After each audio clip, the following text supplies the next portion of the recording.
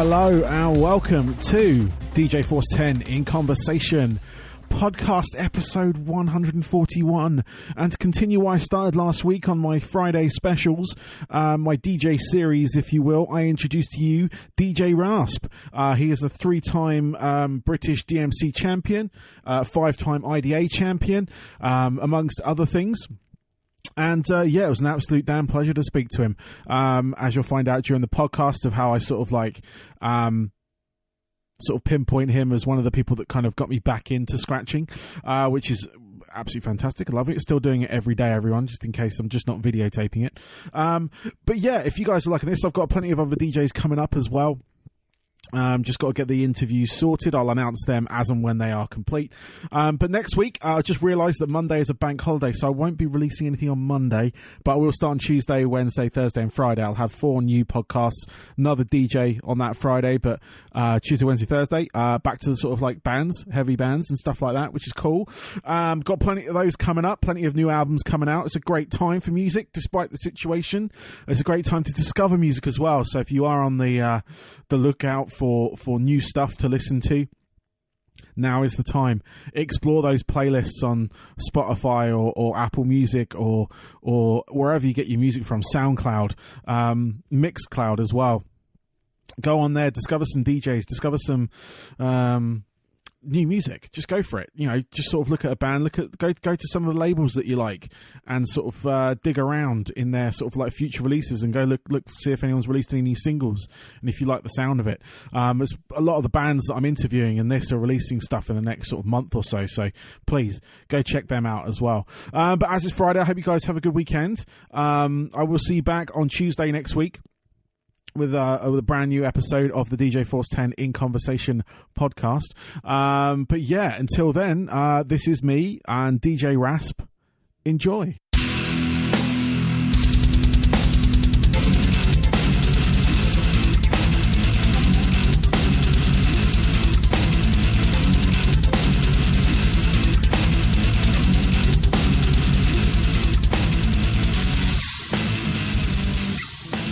Okay, on my show today, I have DJ Rasp, former DMC and IDA champion. Welcome. Hello. How are you doing today? I'm very good, thanks. Yourself? Yeah, not too bad. Not too bad. I got my tea. The weather's all right. Yeah, man. Not sure what day it is, but, you know, yeah. getting there.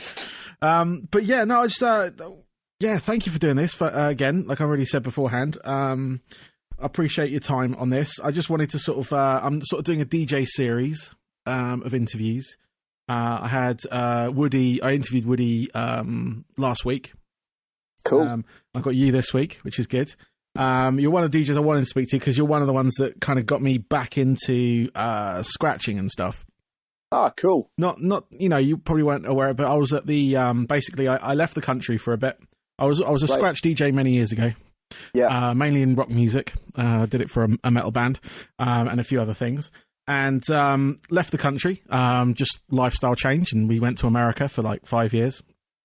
Oh. During that time, I sort of kept up with DJing. I did a radio show and stuff like that, which I still do. But I came back and I went to BPM when it was in the big Birmingham arena. Oh, yeah. In 2017, I think it was. All right. It was you and Cutmaster Swift. Yeah. You did a little seminar. Yes. And totally against my sort of like natural, like, just natural being, I volunteered to go up on stage with you guys. So I remember now. Yeah, we had a cut, didn't we? Yeah. And that got my sort of like teeth back into it, because when I moved to the States, my turntables and everything stayed here. Okay. And then when I moved back and we got our own place, like properly got our own place, and my turntable's out of stock and out of the sort of like storage and stuff. So, and you had what was the record that I used? It was one of the rough tone ones. Was it Practice Your Cuts? That's it. Yep, Practice Your Cuts. I'm not sure what volume it was. It was whatever one you picked up from their stand. He's done many volumes of that. Yeah. No, very good records. Yes, no, totally, and it had the kind of like skip-proof stuff on it and stuff and things like that, which I was very much like. I really liked that sort of like vinyl because I used to buy. I think it was DJ Swamp was one of the first to release those skip proof. Yeah, that's right. And I've got a whole bunch of his records. Like, yeah, because when I was in this metal band, there's a lot of like people jumping around on stage and stuff. So yeah, they come in handy. They do. As much as you can balance your turntable, it doesn't balance against people jumping up and down in front of you. So that's right. But I just wanted to say thank you because it kind of like I was watching you guys doing this thing, and I sort of saw you in and around the exhibits as well. And it really got my teeth back into it because I wasn't planning on sort of getting back into it as much as I did. But you were one of the people that really, really just pushed that, like it gave me that kind of like, that kick, if you will, again. So, yeah. Oh, that's good to hear. Oh, Thank great. Nice one, man. Sorry, it's kind of a bit of a longer intro than I thought it would be. But yeah, no, it was just one of those things. I was just like, you know what, I really want to speak to him. And I've been watching your live videos and the videos you've been putting online. I'm just really enjoying them. Just sort of like seeing some of your mixes and stuff like that. But what I want to do is just kind of like sort of, find out how you got started and stuff like that.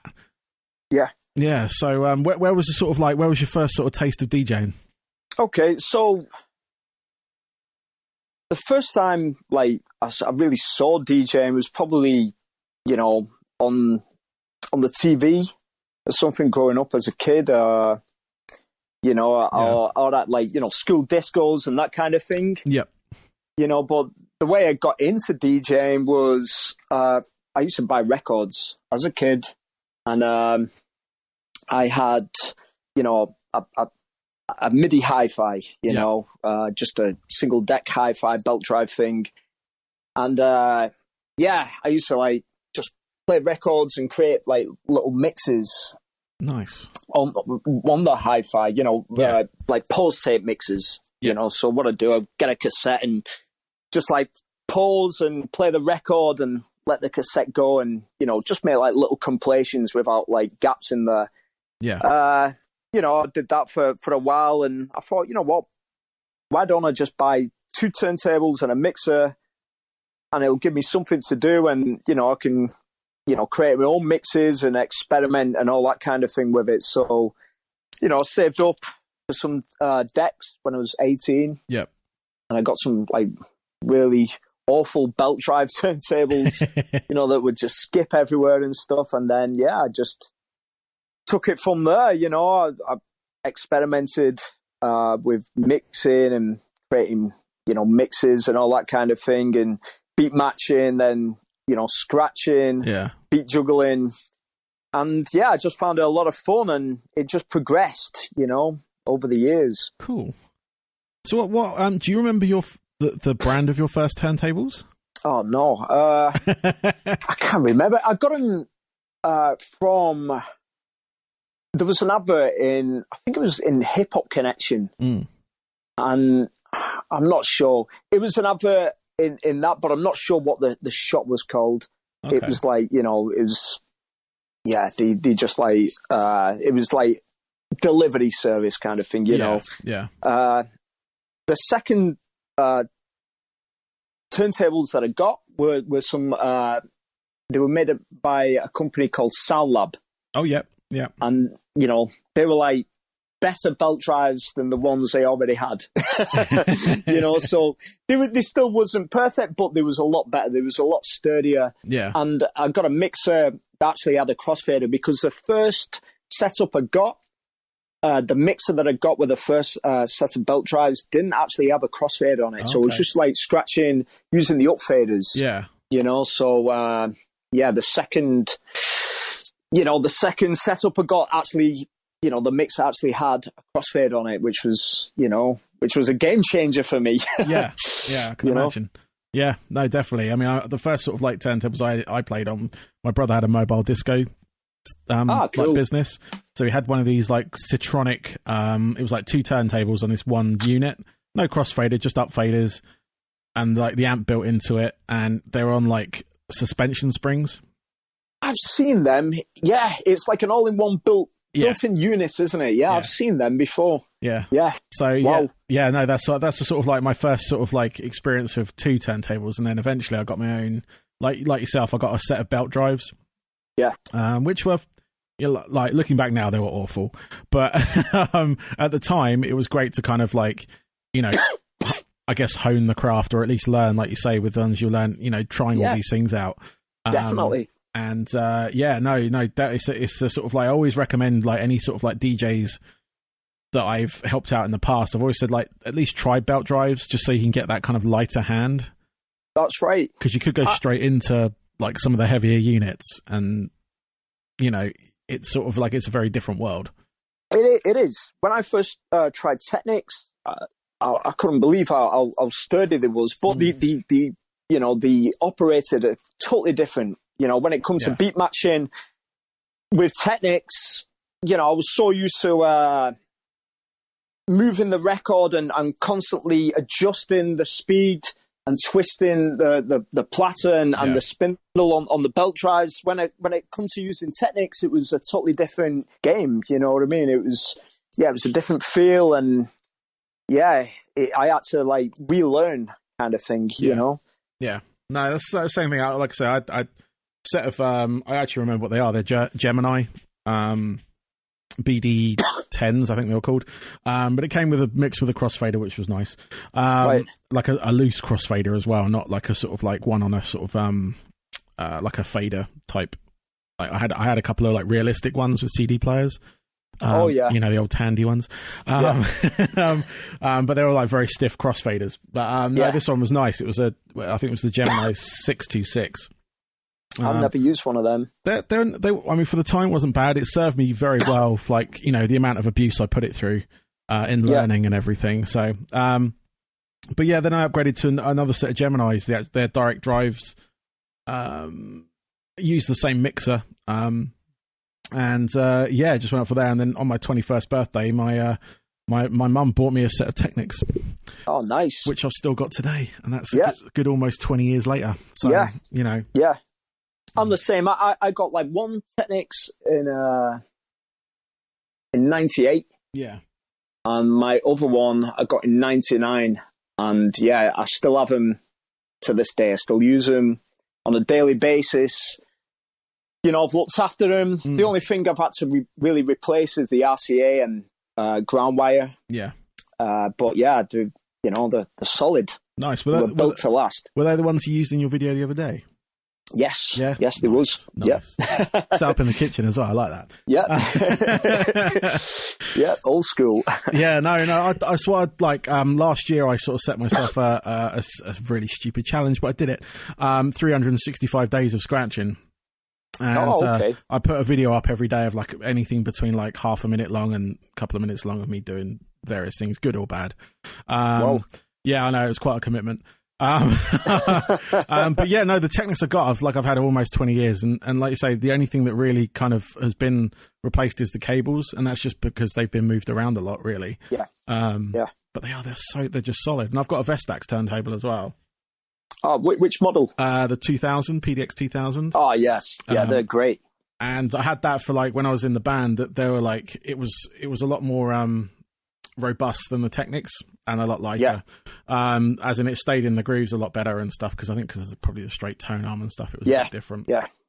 But I've still got that as well. I've only got one of them, unfortunately. I did have a pair, but the other one stopped working, and I ended up selling it for parts years ago.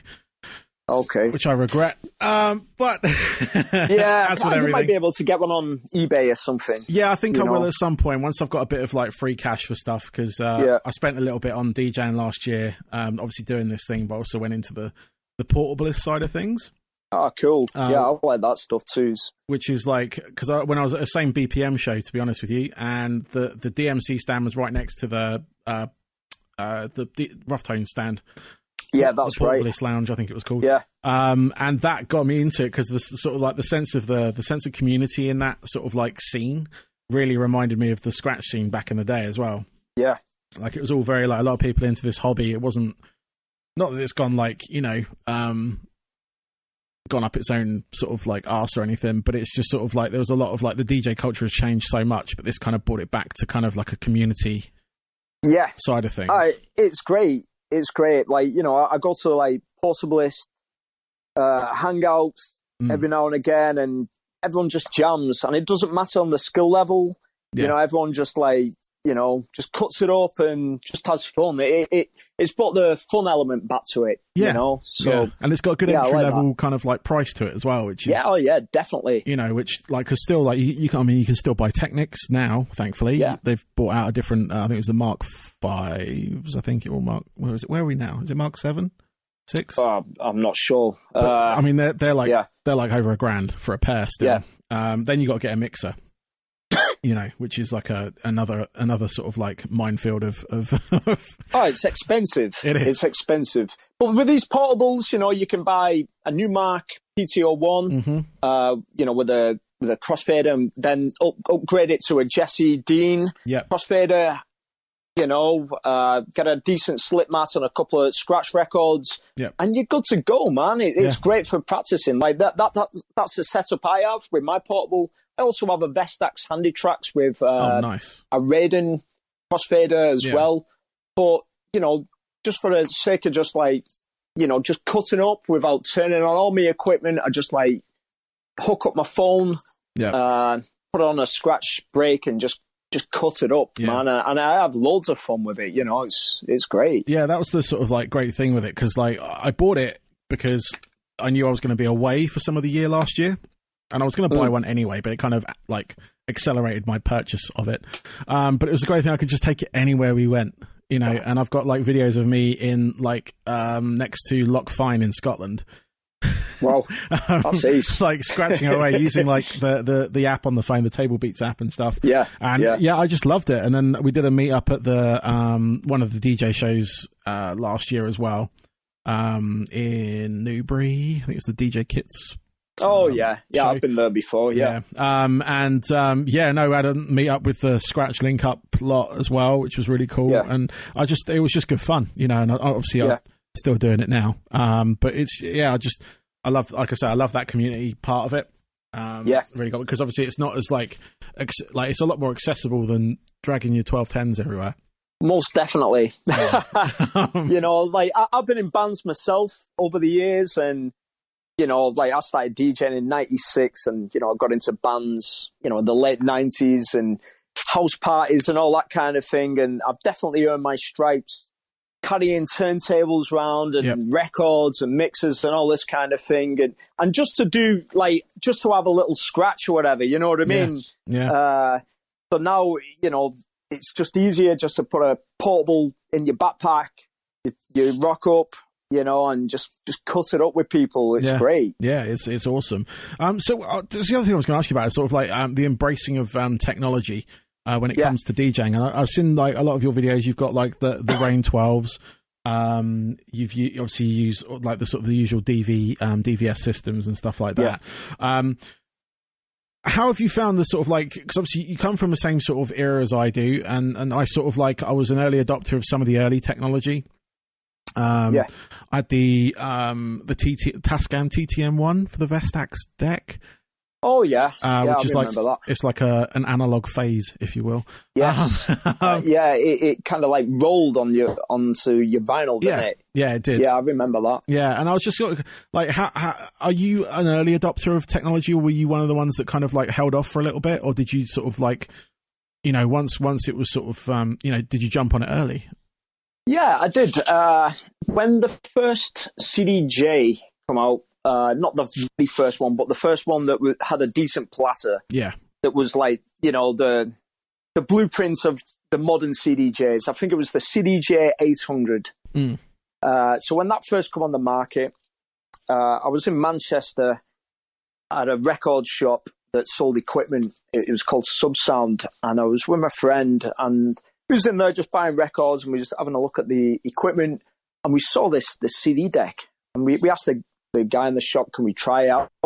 And I was blown away by how responsive it was. I never thought you could ever scratch in a CD at the time. Like, this is very early 2000s, 2000 or 2001. It was around that period of time. Yeah. And just by having a quick demonstration on this thing and actually having a hands-on scratch on this unit, I was blown away by it. I was like, wow, this is actually cool. It's different from scratching on vinyl, but I like it. I like the response of it and the feel of it. So, you know, a year or two went by, and I saved up. I actually got a set for myself, and that was another game changer for me, because, like I said before, I was carrying a lot of records round, and you know, my turntables for certain gigs and all this kind of thing. You know, it's heavy duty, it's hard work.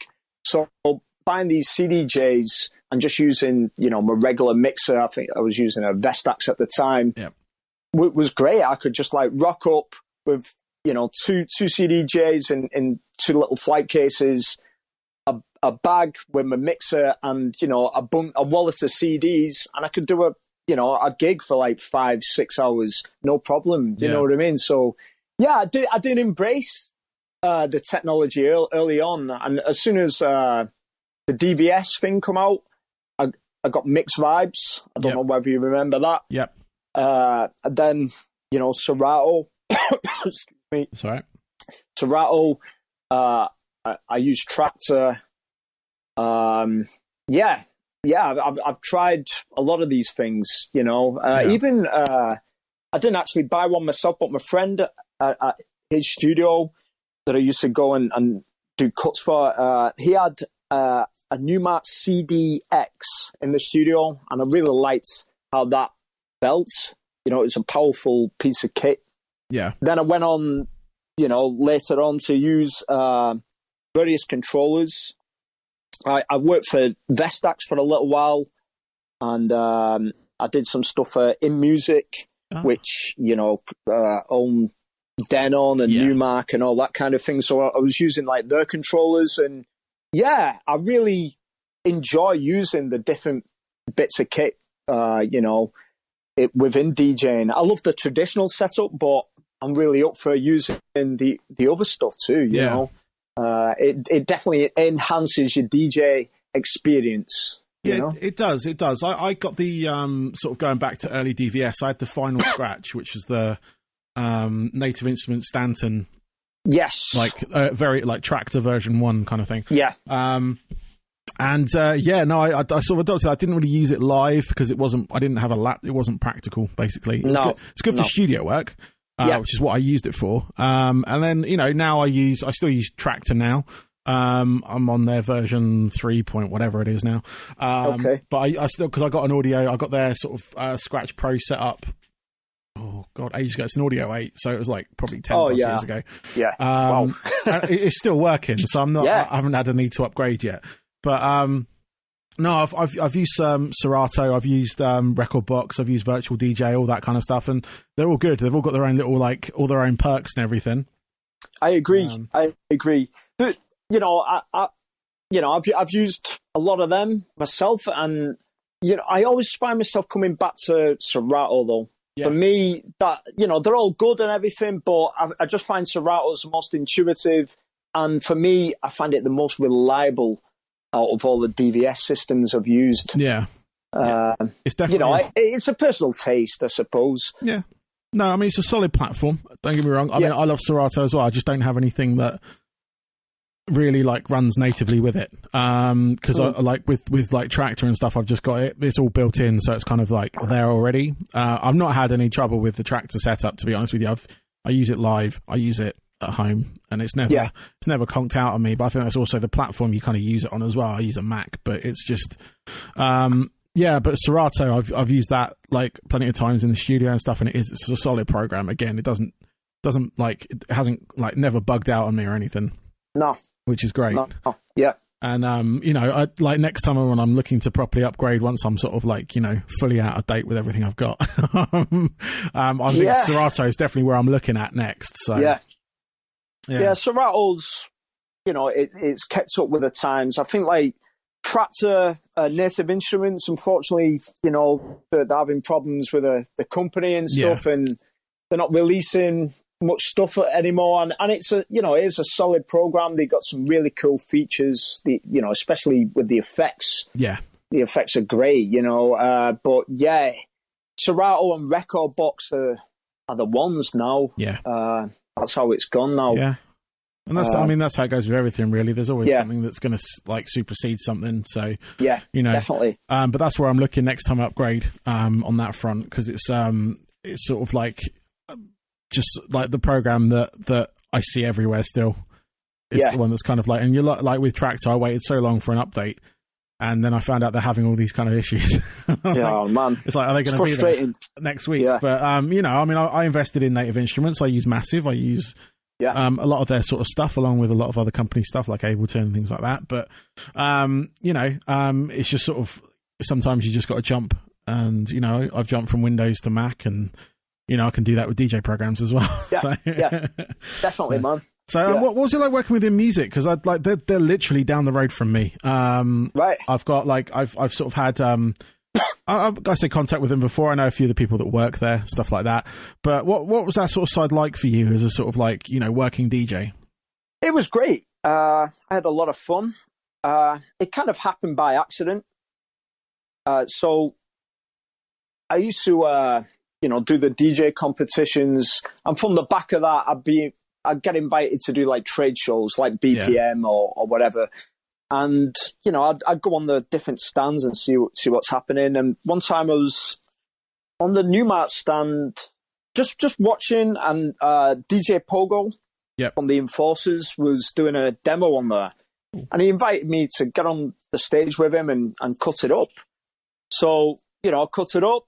We was having fun. He was there for a good hour or so. And the guy... I don't think he works for him anymore. A guy called John Bickle, you know, approached me and said, you know, would you be up for doing some demonstrations and stuff? So I was like, yeah, I'd love to, you know. So we got in touch. He sent me some D7s, which is like the basically like 7-inch controllers with a moving platter. And what year was this? Would have been 2009, 2010. Yeah. And I made a couple of videos for them. And, you know, they invited me to do a load of, you know, demonstrations at trade shows and, you know, like, you know, like retail outlets. Yeah. Like music retail outlets and stuff like that. So, yeah, and I had a good relationship with him. I was working alongside him, all freelance stuff for about 4 or 5 years. Yeah. Yeah. And I still have a good relationship with him. Like, just recently, I've become a Rain artist. Yep. And, Rain, you know, hook me up every now and again. I do some stuff with them. And, you know, sometimes I use Rain to sponsor some of the battles that I put on. And I have a good relationship with their music. They're good people. No, that's good. That's good. I was just curious because they're literally, like I said, they're literally a company that's just based down the road from me. So it's always nice to sort of like, you know, find out a bit more about them. But what I want to talk about as well is the DMC titles and the IDA titles that you've won. I was just because you've won a couple of you've won, I think it's 8 in total between the two competitions. Yeah. What's that? I mean, I kind of summing it up, but what's that like? I mean, I've kind of like, I've entered into the sort of like when they used to have like heats for like DMC. Yeah. And I sort of went for that. Didn't obviously make it through, but I wasn't that good. But I was just sort of, what was that like? What kind of journey was that like for you? Like coming up into that sort of like that echelon of DJ. It was a lot of self-discovery. Well, I started battling in 1998. Yeah. So I started battling in 1998. And the first time I did a DJ competition was in Birmingham, and it was at a student university thing. My friend was studying over there. I'm from like the northwest. I'm from just outside Manchester, and so I went to Birmingham and did this competition, and that was it. I was hooked. I was like, I've got to do this, you know. Yeah. I went to a trade show later on that year in Manchester at the GMX Centre, and Cutmaster Swift was there, and he was doing some demos, and he invited, you know, people to get on stage and cut it up with him. So, you know, I cut it up with him, and then he announced that, you know, the DMC is coming to Manchester, and you had to fill in, you know, this form and, you know, send it off via post and, you know, get accepted to do the eliminations and all that kind of thing. So, yeah, that was 98, and it was in the Boardwalk in Manchester, and that was the first time I did a DMC. And, well, that was a hardcore experience, you know. And it was good. You know, I learned a lot that day. I didn't get through. I didn't make it even to the evening final. You know what I mean? Yeah. You know, the DMCs back then, there'd be like, I don't know, 50 DJs competing. And, you know, you got to do an afternoon elimination, which is closed to the public. It's only DJs in the room during the daytime. And it's crazy intimidating. You know what I mean? It's just like everyone, just no one speaking. Yep. Everyone just like, you know, just watching your fingers, and the atmosphere is super tense. And yeah, it was hardcore, man. And, you know, I got up there and just did 3 minutes of bad beat juggling and bad body tricks, and I wasn't prepared for that. You know, plus also I'd never used the Technics mixer, because that year you had to use the official DMC. I think it was a DX or DH 1200. I'm not sure which one it was, but it was it was the official DMC mixer, and I'd never used one. I'd only seen one on the videos what come out the year before. It was like, you know, the year that A-Trap won it, and you know, Pogo was in it, and Crazy B and all them guys. So, you know, I'll get up, I'm like, wow, I'm totally not familiar with this. And also, I wasn't used to using Technics. I'd only had one Technics. So I was used to using one Technics and one belt drive at home. And yeah, I learned a lot. I just was not prepared, you know, for what this competition was about, you know what I mean? So I went up there, did my thing, got nowhere. I was like, okay, watched what the other guys were doing. The guy that won the heat that year in Manchester was a guy called Peter Parker, who was in a band called Finger Thing, and he just killed it, you know. And I was like, wow, so that's what you got to do, you know what I mean? So, you know, I eventually got another Technics. I eventually got the mixer, the DMC mixer. Yeah.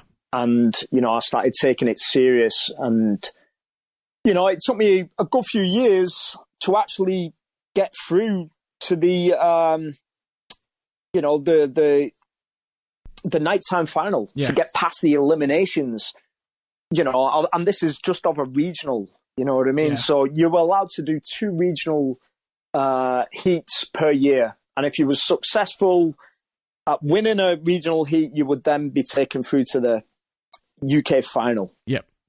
So it took me,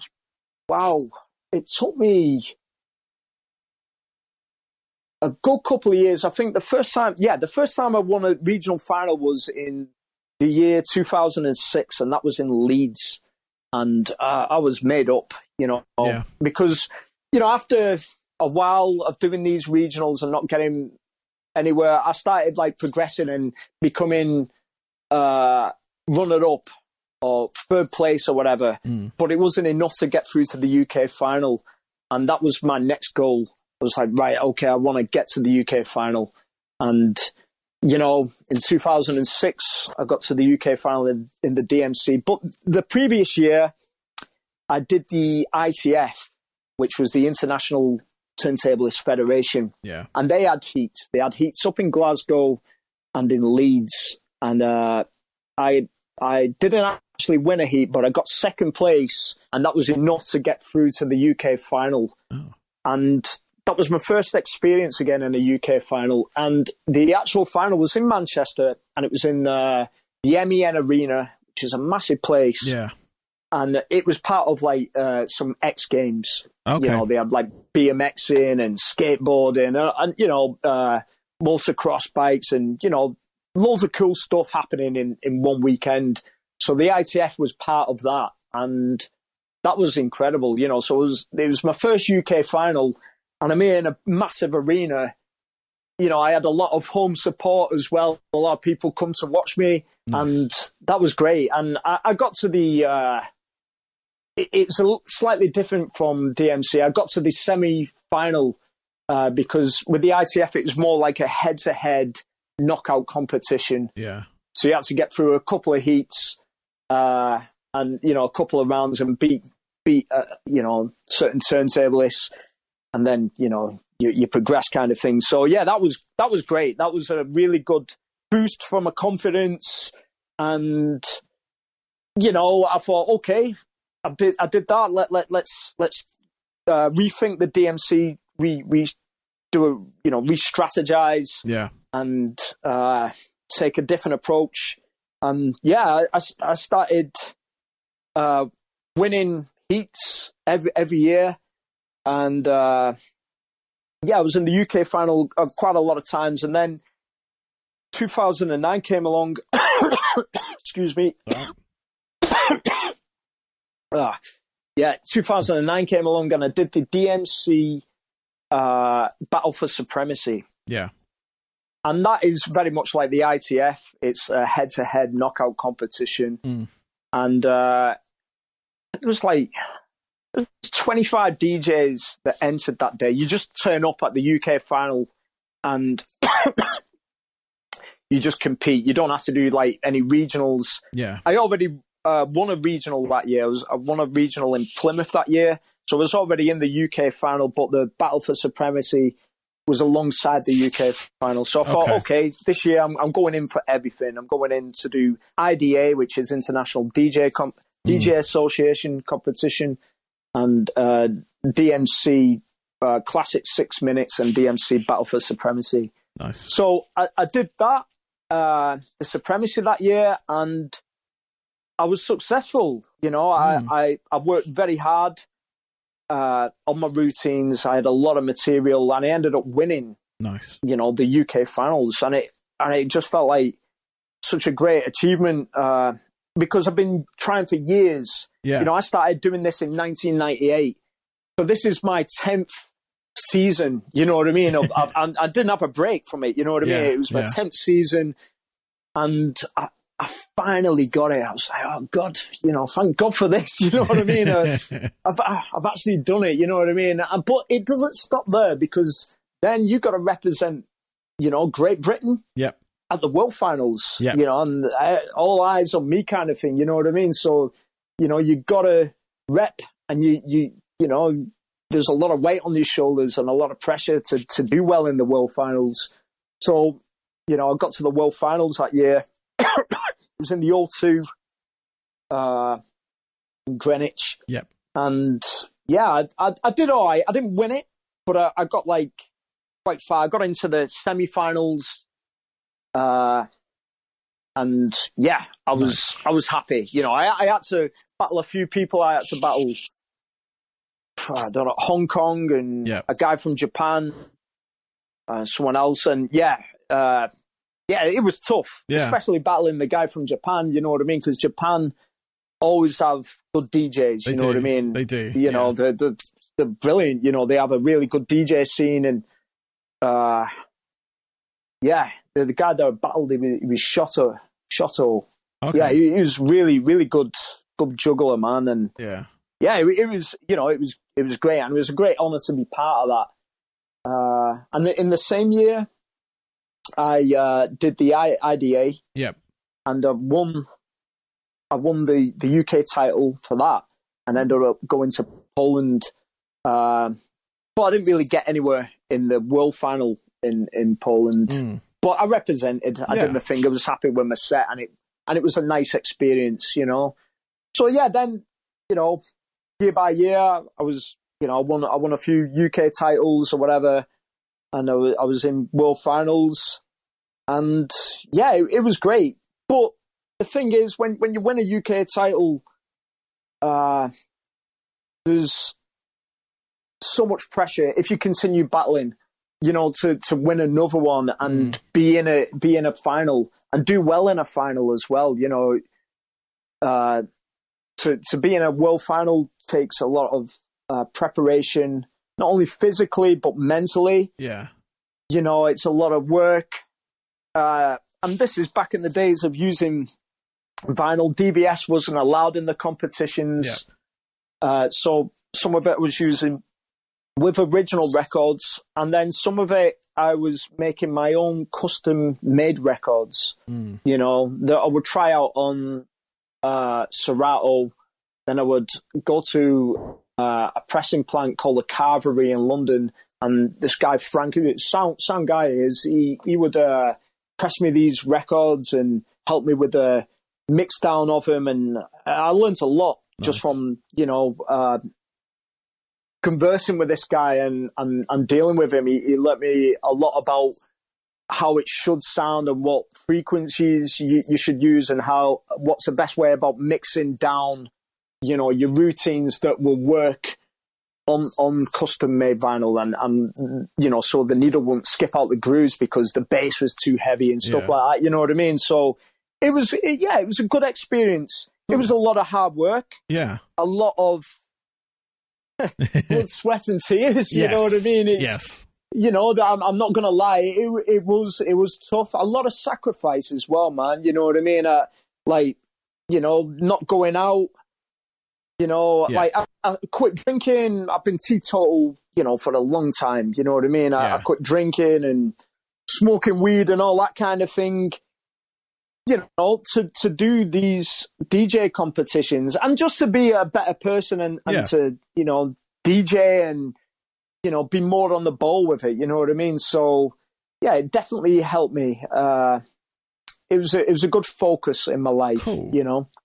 Yeah, no, I mean, that's the most, like, I sort of like, my attention was turned, I wouldn't say I gave up, but I was the same sort of like you. I went to these regionals and didn't get anywhere, but I learned a lot, and it wasn't like, and it was exactly how you described it. It was a lot of sort of like shoegazing, a bunch of DJs in a room, and there was no public there. Whereas like where I DJ, I like to DJ in front of people because it's you feed off the room as you do, on the sort of like all the DJing sort of stuff that I did, and it was very different.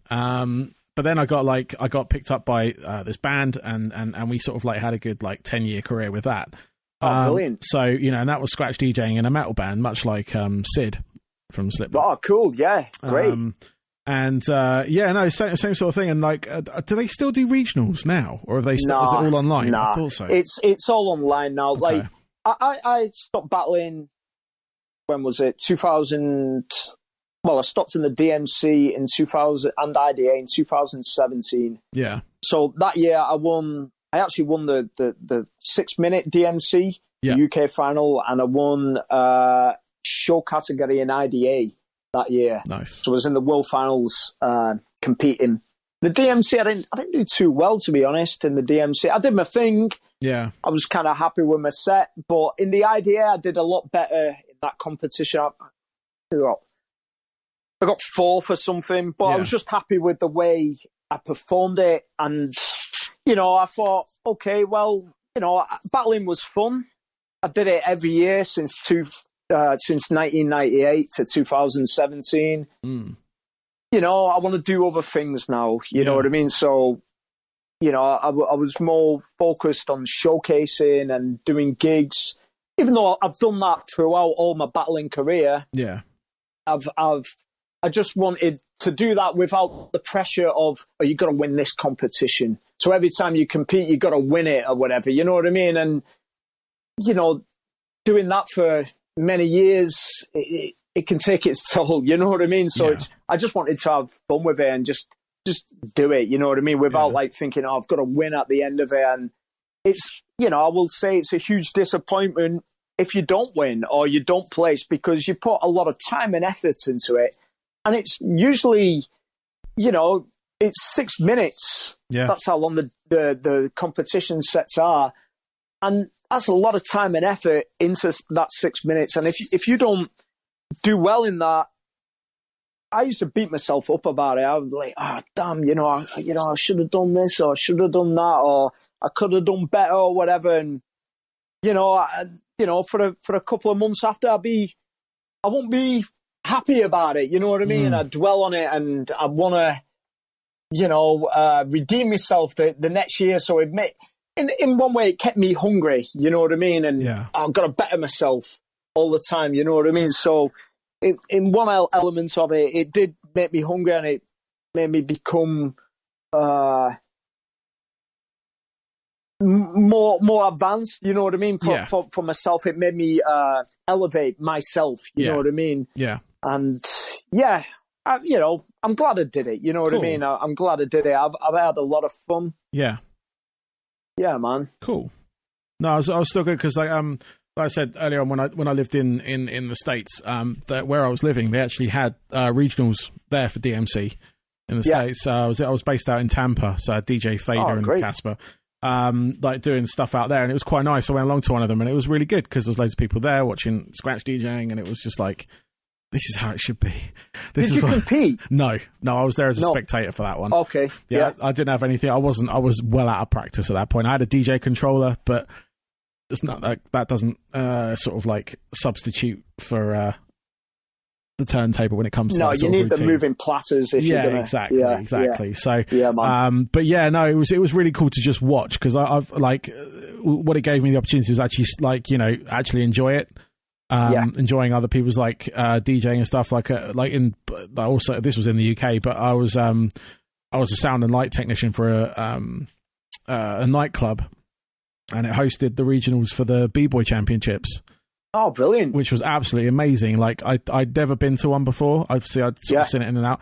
But again, there's that sense of community. We sort of like, the nightclub was kind of like, we put down this like, flooring for him, a DJ on the stage, and it's just people sat around the floor while these guys did like dance battles and stuff. It was great. Oh, it's great. I love the B-Boy scene. I've been lucky over the years, as long as alongside competing and all that kind of thing, doing the DJ battles, I was involved with a B-Boy crew called Soul Powered Militia. It was based in Liverpool, and I used to B-Boy. I used to DJ for the B-Boys and B-Girls. Nice. I used to try it myself. I was whack at it though. I was like, I'm whack at this, but I had fun. You know what I mean? Yeah. Trying to throw down and do the helicopter and a few freezes and all that kind of thing. But yeah, I thought that's not for me. But I love the music. I love the vibe of it, man. You know what I mean? In fact, I got a lot of inspiration, especially when it, come to me battling on stage from being around them B-boys and B-girls and just seeing how they approach the dance and the battle and how they feel the music. You know what I mean? So I got a lot of inspiration by being around them people, playing music for them at battles, playing music for them at jams. And I watch how they do it, and I think that's what I like. You know what I mean? I like the showmanship, and I like the, just dive straight into it and just do your thing. You know what I mean? And I thought, if I can relate that to my DJ battling, I think that would be a cool thing to marry the two things together. You know what I mean? So, yeah, man. Cool. Yeah, it's hip hop culture is a great thing. You know what I mean? No, it's good. I like. So I come from more of a like rock background, generally as my sort of like main sort of like area of the music industry, if you will. But I've always loved that kind of hip hop like community side of things, and like the whole sort of like I say, I keep using the word community because it is. It's just like the bunch of people that are involved in it, and it's great. I've always loved the sort of scratch culture generally, and just sort of seeing where that was birthed and how that sort of evolved from being like more community based, get together, street party stuff like that. Yeah, and it's kind of like evolved into a whole industry, if you will, like the hip hop side of things, which is good to see it happen. Sometimes that can destroy things, but there's still that community there. Yeah, there is still that element. If you look for it, that element's always there. It's like if you, in like the rock sort of like community that I'm mainly in, you get bands that do exceptionally well for the genre of music that they're in, or they change their sound slightly or whatever, and that scene now becomes huge and whatever. Yeah. But you can always find that grassroots. You can always find that community level, that sort of like, you know, that scene that you had, Yeah, man. you know, so that's all good. Well, I've got a couple of questions for you, left for you. Sorry. Okay. If that's all right, man. I know I've kept you a little while, all good, man. but these ones are my sort of like generic questions, if you will. I ask sort of everyone these. It kind of gives me an idea of where you've come from and stuff like that. But yeah, these are sort of like, what my first question is, what are your sort of like top 3 albums that really kind of sort of influenced you in the sort of like DJ you've become or person you've become, the kind of one that made you want to get on the turntables and stuff like that? Wow. Oh, there's so many, man. Wow. Off the top of my head, Gangstar Hard to Earn. Cool. I used to listen to that. You know, I had that on cassette, and this is before I was a DJ. You know, I was into all kinds of music, but I loved hip hop a lot. Yeah. And yeah, I used to love not only Guru's lyrics, but Primo's beats and his cuts, man. You know, his chorus cuts, and you know the way he'd like scratch the words, and the way he'd like make like different rhythms with his scratching when he's cutting up the phrases. I used to love that, man. So yeah, I'd definitely say Hard to Earn was a big inspiration. Cool. Earlier on, around about the same era, maybe a year or two later, Pete Rock and CL Smooth, the Main Ingredient album. Cool. That had some really cool cuts on it. You know, he cut very different from Primo. He had his own style, and yeah, it really enhanced. You know, Pete Rock's instrumentals. You know what I mean? The way that he was cutting on it. I used to really dig that album. And I'd say Return of the DJ Volume 2. Nice. I used to love that. When that came out, I think it was 97 or 98. Yeah. Maybe earlier. Yeah, I had that on cassette, and I would listen to that religiously. Nice. And yeah, I used to love the cuts, and I had lots of different DJs from all over the world as well. You know, you had DJs from Amsterdam, Norway, you know, US. I think Rock Raider was on there. Yep. Z-Trip, Radar, you know, all these cool DJs, and it was basically scratch music, you know. So you know, some of it was like proper raw, where they layered up. Scratching drums and a bass line and some vocals and guitars and all that kind of thing. And that really like opened my mind that it's not just a hip hop thing, even though I had the hip hop mentality to it, you know, like I heard people like cutting up like guitars and, you know, saxophones and all this kind of thing. So it was like lots of different, influences in there, and it wasn't about the rapper anymore. You know what I mean? It was like, you know, wow, you can make a song just with scratching. Yep. I'm all over this. Yeah. You know, so I'd say off the top of my head, there's many, many more. You know. Yep. Off the top of my head, they were the ones for me, man. Yeah, no, they're all solid albums. I mean, I love the sort of the Return of the DJ like volumes.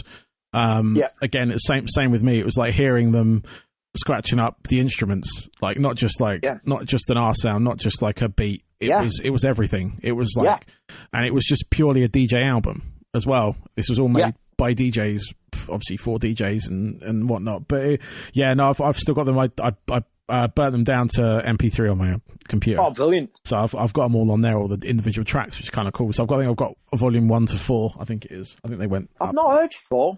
I didn't know there was a 4, actually. I've heard the first 3. I've got one more question for you. Okay. What are your, because I mean, it's probably going to encompass, probably going to be your hobby, but what are your hobbies away from like DJing? So when you're not doing stuff with the decks, is there anything else that you do to sort of pass time? Well, I like to make music. Yeah. You know, I use Ableton, and you know, I make my own music and stuff. I like to draw.